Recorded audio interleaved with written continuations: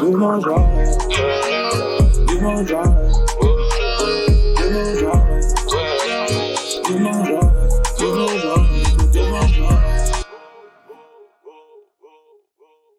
Alexandre Francisco, je suis maître praticien en hypnose ericksonienne. Le déroulé d'une séance d'hypnose, c'est déjà au moment de la prise d'information, au moment de la présentation de la personne. On va dire que tu m'appelles parce que tu as X choses à régler. Donc au moment où tu m'appelles, il faut quand même que je te donne envie, il faut que je te rassure. Le boulot de l'hypnotiseur, c'est ça, c'est rassurer, c'est mettre la personne en confiance. Parce que tout au long de la séance, je vais avoir des questions à te poser. Je vais te demander pourquoi ci, pourquoi ça, qu'est-ce qui fait que... Il va falloir que tu me répondes à ces questions. Des fois, ce sont des questions qui vont être assez intimes, vachement personnelles. Et du coup, pas évident de se confier à quelqu'un qu'on n'a jamais vu, à quelqu'un qu'on n'a jamais entendu. Tu vois Et là, du coup, il faut qu'au moment de la présentation, moi, c'est Alexandre Francisco, voilà, machin, qu'est-ce qui t'amène? Il faut rester bienveillant, il faut rester positif, il faut donner envie à l'autre de se dire, oui, je peux lui faire confiance. Déjà, ça, allié au travail du sujet, de la personne qui est en demande, qui fait déjà, elle, le travail de trouver l'hypnotiseur, de m'appeler. Lorsque tu m'appelles, tu es déjà dans la volonté. Tu cherches déjà à vouloir aller de l'avant, à positiver ce qui se passe en toi. Ça, allié à la mise en confiance, sujet hypnotiseur, voilà, ça c'est la première des choses du déroulé d'une séance. Voilà. Comme quand tu vas voir un psychologue ou quoi, si t'accroches pas avec la personne, t'auras pas forcément envie de te confier. Ouais, pour diverses choses. Qu'est-ce qu'on peut traiter avec l'hypnose? On peut tout traiter avec l'hypnose. Presque tout. Ça peut aller des ongles, des gens qui se mangent les ongles. Ah oui, un truc qui arrive beaucoup chez les ados ou chez les jeunes. Les enfants qui font sur eux au lit. Ça peut être physique, ça peut être une maladie, mais ça peut être aussi... C'est mental souvent. Des chocs suite à des séparations de parents. Les enfants qui se retrouvent tout d'un coup dans un univers différent, tu vois, qui ont besoin d'être rassurés. En hypnose, on peut traiter de beaucoup de choses, les angoisses, la cigarette, du cannabis, des addictions. On peut faire énormément de choses avec l'hypnose. Alors il y a des conditions à ça, c'est que déjà la personne qui fait appel à moi, déjà elle a envie, lorsque tu as affaire à, comme c'est votre cas, à stopper le cannabis, vous avez déjà envie d'arrêter. Ouais. Le plus important déjà, le gros du boulot est déjà là. C'est que vous soyez ouvert à ça. Parce que quelqu'un qui vient te voir, qui sait pas réellement s'il a envie d'arrêter telle ou telle chose, ou de soigner tel ou tel problème, ça peut ne pas fonctionner pour lui. Quelqu'un qui le ferait par exemple, on lui dit va voir un hypnotiseur, ça va t'aider, on le guide vers vous, du coup ça va faire en sorte que cette personne ne sera peut-être pas forcément totalement motivée à cette chose-là et du coup ça marchera pas forcément. Ça va dépendre de ses motivations propres. C'est toujours la même chose. Pourquoi veux-tu arrêter le cannabis? Pourquoi veux-tu arrêter l'alcool? Pourquoi veux-tu arrêter la cigarette? Parce que ça coûte cher. Non, c'est pas toi qui veux, c'est ton porte-monnaie qui veut. Parce que ma femme ne supporte pas que je sente la cigarette, parce que ma petite amie ne supporte pas que je boive, parce que, encore une fois, ce sont des démarches extérieures. C'est pas toi qui veux arrêter de fumer, qui veut arrêter de boire, qui veut arrêter de X choses.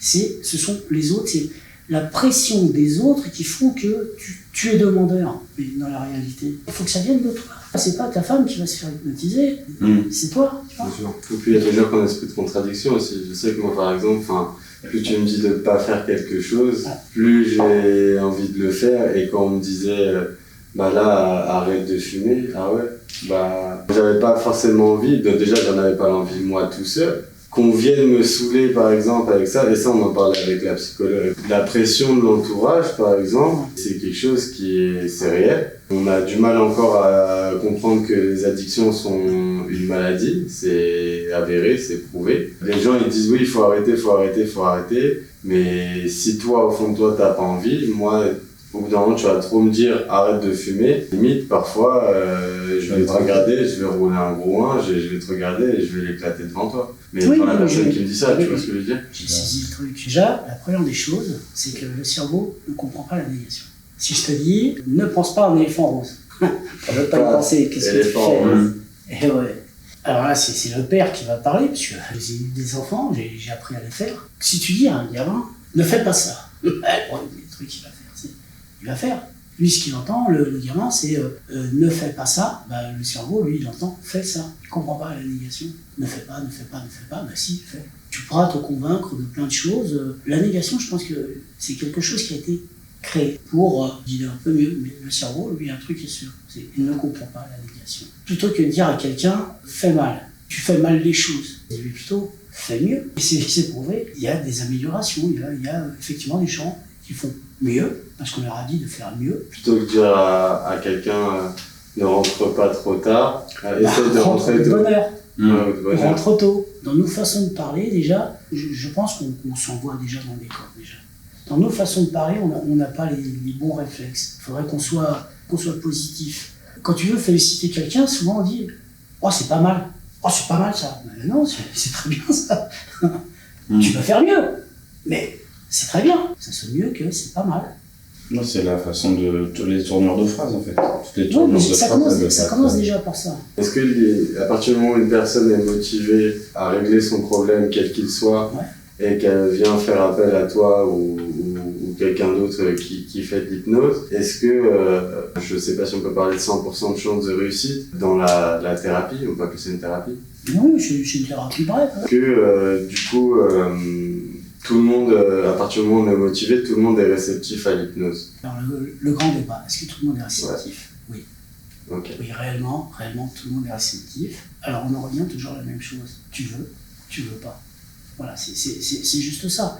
Si tu viens me voir en te disant « moi je ne crois pas, ça ne fonctionne pas », alors il y a de fortes chances que tu as raison, que ça ne marche pas, que tu n'y crois pas. Quoi bon faire la démarche de venir me voir si tu n'y crois pas? Si tu appelles un hypnopraticien, un hypnothérapeute, alors la différence, hypnothérapeute c'est quelqu'un qui fait de l'hypnose mais qui est aussi un professionnel de santé. Un hypnopraticien, c'est quelqu'un qui n'est pas professionnel de santé, qui a appris l'hypnose de la même façon, mais bon, qui n'est pas professionnel de santé à la base. Voilà. Ça, c'est juste pour marquer la différence. Si tu viens me voir, moi ou un confrère, une consoeur, qui soit hypnopraticien ou hypnothérapeute, mais que tu n'y crois pas, si tu appelles quelqu'un, au secours, c'est que tu veux qu'on t'aide. Je pense qu'une fois qu'on a fait le tri de tout ça, tout le monde est réceptif. Tu sais, on ne croit jamais autant au bon Dieu que quand on est dans la panade. Il y a des gens qui ne croient pas au bon Dieu et qui se disent « Oh, bon Dieu, faites que je m'en sors. » C'est des gens qui, au départ, ne sont pas réceptifs et qui, subitement, la deviennent, qui attendent un miracle, quand même. Ouais. C'est un peu ça. Moi, c'est plus, du coup, que par rapport à la question de l'hypnose de spectacle, parce qu'on en parlait un petit peu, moi, c'était plus de me dire je vais voir Mesmer, jamais de ma vie, je vais me retrouver à dormir, parce que à quel moment un mec qui va réussir à m'endormir? Alors là, non, du coup, c'était ça, justement, c'était d'essayer de capter la différence. Et je pense que c'est aussi intéressant pour tous ceux qui vont regarder, de capter la différence entre un hypnotiseur comme vous et un hypnotiseur de spectacle. La différence, elle était là. Mesmer vit mieux que moi. Plus à l'aise. L'hypnose de spectacle, ça part souvent, c'est l'hypnose de spectacle. C'est toute une mise en scène. Alors, c'est réellement l'hypnose. Le gars hypnotise réellement les gens. Sauf que Mesmer n'est pas tout seul. 30 personnes, c'est une troupe. Voilà, entre les physionomistes, les comportementalistes qui sont là pour voir un petit peu comment tu réagis, tout au long du spectacle. Mesmer sait exactement qu'à ce moment-là, il va dire ce mot-là. Alors, dans Mesmer, on entend le grand ponte, celui qui fait office d'hypnotiseur. Quand il choisit une personne, il dit bon, qui veut venir sur la scène, moi, s'il te plaît, moi. Mais Mesmer, il sait très bien qui va choisir. Il sait qu'il va prendre la personne avec le pull bleu, la dame avec la robe jaune, voilà, il le sait tout ça. Il y a des calculs. On sait très bien qu'il y a un tel pourcentage de personnes qui sont suggestives. Quand il invite ces personnes à venir sur scène, il sait déjà, s'il a déjà un petit déroulé un petit peu, tiens, lui il est bon, lui ça va y aller, bon, lui ça va être un peu plus dur. Et voilà, on sait qu'il y a 5-6 personnes qui vont se laisser faire. Elles vont faire, quand il leur demandera de se rouler par terre, elles se rouleront par terre. Après, il y a un autre pourcentage de personnes, 2 ou 3 personnes qui, elles, vont peut-être déjà un peu plus réfractaires, un peu plus méfiantes, tu vois. Il y en a un qui... Alors celui-là, il le faut de toute façon, c'est celui sur qui ça ne marchera pas. Celui sur qui ça ne marchera pas parce que rien ne peut marcher tout le temps. Ça, c'est normal. Parce que si tout va bien, les gens n'y croient pas. Les gens sont plus défaitistes que positifs. Puis il y en a un, on va savoir pourquoi, celui-là, ça fonctionne pas sur lui, mais il fait genre ça fonctionne. Lui, il veut fâcher personne, Et voilà, et ça fonctionne. Bon, c'est réellement de l'hypnose et c'est un peu l'hypnose de rue. Tu vois, sur Châtelet ou des trucs dans le genre, il y a souvent des gars qui font de l'hypnose comme ça, rapide. C'est ce qu'on appelle de l'hypnose hellmanienne. C'est un gars, Dave Hellman, qui était fils d'un hypnotiseur de spectacle, qui lui a développé une hypnose rapide pour de la douleur, surtout pour ça, pour traiter de la douleur. Mais c'est un gars qui n'a jamais été vraiment reconnu à l'époque, parce que il venait pas de la médecine. Le gars a créé ça, une hypnose rapide pour des besoins rapides, surtout des besoins médicaux, d'anesthésie. Pour les douleurs, on peut traiter la douleur avec l'hypnose. Ça peut paraître bête. Les saignements, on utilise l'hypnose dans l'anesthésie. Ça, ils l'ont fait pour une opération du cerveau, non? Je crois qu'il y a une opération du cœur. Alors après, il y a des anesthésies qui sont faites pas entièrement sous hypnose. Il y a un pourcentage hypnotique, il y a un pourcentage local, c'est local. Ouais. Le truc, ce qu'on sait, c'est que l'hypnose est utilisée pour lutter contre les effets secondaires. Avec l'hypnose, tu n'as pas d'effets secondaires. À partir du moment où on t'injecte un produit chimique, il faut savoir que l'aspirine tue pour un mal de tête. Mais si tu peux guérir ton mal de tête avec de l'hypnose, parce que tu dis j'ai plus mal à la tête, tu n'as plus les effets néfastes de l'aspirine. Ouais, combattre la douleur par l'hypnose, c'est bien, mais jusqu'à un certain point. Parce que l'hypnose a des limites aussi. L'hypnose, c'est quoi? C'est le cerveau. C'est aller chercher ton inconscient. Si tu as mal quelque part, c'est bien une douleur, hein. Alors c'est pas bien quand tu la vis, c'est un signal d'alarme, une douleur. Si elle est là, c'est pas pour rien. C'est pour te dire, attention, si tu as mal quelque part, c'est qu'il y a un dérèglement ailleurs. Alors après, si la douleur est vraiment insupportable, c'est à l'hypnotiseur de te mettre en condition d'atténuer sa propre douleur, tu vois. C'est pas l'hypnotiseur qui fait, déjà avant tout, c'est la personne qui est en face qui va bosser. En fait, c'est le conditionner à justement qu'ils se disent, plutôt que de partir négatif et de se dire bon bah là je suis en train de douiller, qu'ils se disent bah, ça pourrait être pire ou ce genre de choses, quoi. C'est ça. Donc pour en venir à notre douleur, l'hypnose ne remplacera jamais un traitement médical, hein. Quelqu'un, tu vas surtout pas dire un cancéreux ou autre chose, mais imagine, allons dans les extrêmes. Tu peux pas dire un cancéreux, je vous fais une séance, vous verrez, je vais vous guérir, oh, arrêtez la chimio, arrêtez tout. Non. C'est un complément, c'est une aide qui, suivant le sujet, qui peut être une aide très importante, c'est prouvé, mais en aucun cas, une personne qui a affaire à un hypnothérapeute ou un hypnopraticien ne va arrêter un traitement médical. Non, le docteur, il faut continuer à aller le voir. Le mécanicien, c'est quand même lui. Nous, on est juste là pour s'occuper de ce qui ne se voit pas. Qu'est-ce qui revient souvent? Qu'est-ce que toi, tu aimes traiter? Donc, qu'est-ce que toi, tu es capable de traiter? Si là, par exemple, il y a des gens qui voient la vidéo, qui ont un feeling derrière leur écran et qui veulent te contacter, tu vois, quelles problématiques ils peuvent te contacter, tu vois? Je ne vais pas dire ce que je préfère. J'aimerais à chaque fois aller plus haut, plus difficile. Je vais te parler de ce que j'ai déjà traité, la sempiternelle cigarette, la douleur. J'ai eu un cas d'un petit jeune qui s'est arraché l'ongle, qui avait des douleurs de fou. J'ai fait un truc vite fait, il s'est mis à rire. Pourquoi tu rigoles? Bah regarde, je peux toucher mon doigt. Alors son doigt, l'ongle était éclaté. J'ai fait l'alcool aussi. Quelqu'un qui était alcoolique, léger, est-ce qu'il y a des degrés réellement dans une addiction? Mais disons que c'était de l'alcoolisme pas visuel. C'était quelqu'un qui buvait tous les jours, c'est quelqu'un qui avait besoin de sa dose tous les jours, même si ça n'était qu'un verre par jour. Voilà, mais c'est quelqu'un qui en avait besoin. Et j'adore les enfants aussi. C'est une richesse, les enfants, tu ne les traites pas de la même façon. Je regrette peut-être d'avoir appris l'hypnose peut-être un peu tard. Mais pour le coup, les enfants, c'est enrichissant. Chaque séance est différente. Tu peux pas faire une séance d'hypnose pour toi comme tu peux faire pour Alexis, par exemple. Chaque personne est différente parce qu'on vit tous de façon différente nos gènes, on va dire. Puis là, la dernière question, c'est de savoir à peu près en combien de séances, s'il y avait une moyenne, après ça dépend, je me doute que ça dépendra du sujet à traiter, etc. Mais est-ce qu'une séance, ça peut être suffisant? Est-ce que des fois, ça peut monter jusqu'à 10? Il y a un moment où il faut déjà que le praticien dise là on va pas au-delà, c'est prendre de l'argent aux gens pour rien. Sur la cigarette, oui, ça peut se faire en une fois. Ça marche pas sur tout le monde en une fois. Je dirais même que les gens sur qui ça marche en une fois, il y en a pas tant que ça. Pour la cigarette, tu comptes 4 séances, 5, moi au-delà de 5 séances pour la cigarette, tu vois. Au-delà de 5 séances, c'est prendre de l'argent aux gens pour rien. Après, la plus importante des séances, c'est la première. C'est là où tu fais connaissance. Il faut que le feeling passe. Et en fonction de ta première séance, déjà, tu peux déjà bien travailler. C'est là où tu vas creuser le plus. Et puis après, le reste, c'est... Alors après, il peut y avoir une deuxième séance, histoire de bien poser le truc, tu vois. Et si la personne sent qu'elle va craquer, elle fait appel à toi, puis elle te dit, bon, là, j'ai besoin de votre aide, ce serait bien qu'on fasse quelque chose. Et c'est pas à moi d'appeler la personne et de dire, là, on se revoit comme le médecin qui va te dire, oui, bon, voilà, on se revoit dans 15 jours. Ça se passe comment une séance? Est-ce qu'il est allongé en mode thérapie ou est-ce qu'il est assis face à vous?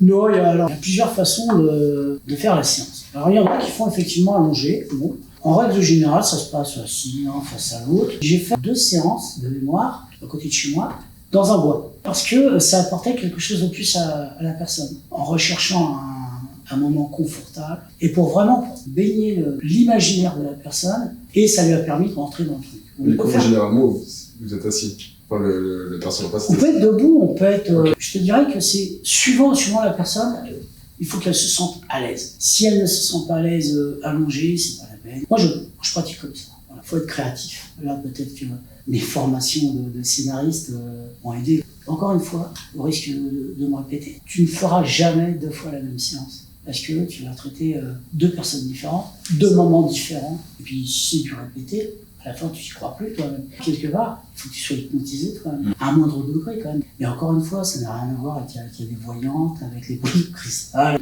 Ceux qui peuvent faire de l'hypnose. C'est la science du cerveau et de la réflexion, en fait, de la façon de penser. Oui, c'est naturel. C'est un truc, tout ce qui est plus naturel. Alors, les médecins cherchent à se accaparer l'hypnose, bon, parce que ce sont des professionnels de santé. Bon, il y a de très mauvais hypnotiseurs chez les médecins. Il y en a des très bons, de très bons. Et puis, il y a de très très bons hypnotiseurs chez les non-professionnels de santé, tout comme il y en a des très mauvais. Bon, moi, j'espérais dans les très bons. Il y a de tout. Mais du coup, la formation, ça se passe comment? Enfin, c'est où? Ça prend combien de temps? Alors, moi, je l'ai faite à Paris, chez France Hypnose, où j'ai eu affaire à des gens formidables. Après, c'est aussi une question de feeling, c'est une question, tu vois, si tu te sens à l'aise ou pas. Que tu aies ton diplôme, comme on m'a donné, qu'est-ce que tu vas en faire du diplôme? Tu sais, si c'est juste une histoire de diplôme, si tu en achètes sur Internet à 30 €. Je me suis fait hypnotiser, tout comme j'ai appris à hypnotiser d'autres personnes, tu vois, on a appris... Tu avais des cours, comme une formation normale. Et tu travailles pour de vrai. J'ai pas appris l'hypnose, personnellement, regardons, on a juste des vidéos sur... Moi, je le sais, parce que du coup, moi, je t'ai vu travailler, mais je te pose la question pour les gens qui nous regardent. Moi, ça a duré 3 ans. Ça coûtait très cher. Ouais. Tu as l'Arche avec Kevin Finel, tu as l'IFHE qui est génial aussi. Comme on dit vulgairement, il y a à boire et à manger. Voilà, tout dépend de ce que tu en fais. Moi, je voulais être formé. Je suis allé à une conférence et je me suis dit, bon, c'est l'hypnose. C'est ça. Ouais. Et on vous forme qu'à une seule sorte d'hypnose, à une seule sorte d'hypnose, ou on peut vous orienter aussi vers différentes. Je choisis majoritairement sur l'hypnose ericksonienne aussi. C'est la plus répandue. L'hypnose humaniste, il y a différentes sortes d'hypnose. Un centre va traiter d'une sorte d'hypnose en général. Après, tu choisis, il y a quand même pas mal d'ouvrages aussi intéressants les uns que les autres qui t'orientent, encore une fois. C'est un truc formidable. Depuis que j'ai appris l'hypnose, c'est le côté bateau de l'histoire, mais je me sens utile, je me dis que ouais, il y a des possibilités. Tu peux vraiment aider les gens. Hypnotiser et l'hypnotiseur, c'est la même chose. Et il faut qu'ils en aient envie tous les deux. Maintenant, j'ai envie de distribuer, j'ai envie de... Voilà. Et ben, tout comme la personne qui viendra me voir, elle viendra me voir parce qu'elle a envie d'avancer. Et pour en revenir à la réceptivité des gens, il me revient une histoire là d'une personne que j'avais rencontrée qui me disait « Alors, tu fais de l'hypnose, toi ?» Oui. Ah ben moi, je crois pas. Je crois pas à l'hypnose. Très bien. J'ai ce point de vue. Elle me dit « Non, parce que moi, je suis pas faible. » Ah bon? Et c'est quoi la faiblesse, l'hypnose, la faiblesse? C'est quoi le rapport? Ah non, moi, tu me mords pas, tu me fais pas, tu si. Alors j'ai dit « Ah non, tu as raison, tu n'es pas faible. » Alors tu fais quoi? Moi, je trouve que la personne qui est forte, c'est celle qui fait déjà la démarche de vouloir régler son souci. Elle est forte parce qu'elle fait déjà la démarche d'aller voir quelqu'un, d'exposer ses problèmes, ses difficultés. Elle veut aller de l'avant. Ça, c'est de la force. Ça, c'est de la force. Que toi, tu es là en train de me dire, si j'ai des problèmes, je vais surtout pas les soigner parce que je suis fort. J'ai pas la faiblesse de me laisser soigner. Après, chacun interprète comme il veut. Mais ça lui a posé question si quelqu'un, elle n'est pas venue me voir moi, je sais, mais je sais qu'elle est partie de voir un confrère. Il n'y a que les imbéciles qui ne changent pas d'avis. Du coup, est-ce que pour conclure, on peut mettre un terme à ce mythe de l'hypnose et de si je suis sous hypnose, je vais me faire dépouiller. Tu ressens tout. Tu ressens tout en hypnose. C'est pas du sommeil.